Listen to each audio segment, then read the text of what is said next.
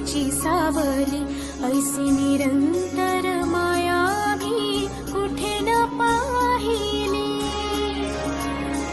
आनंदाचे दान दे, संकटात धाव घे, सारी सुमने श्वासांची स्वामी चरणी वाहिली.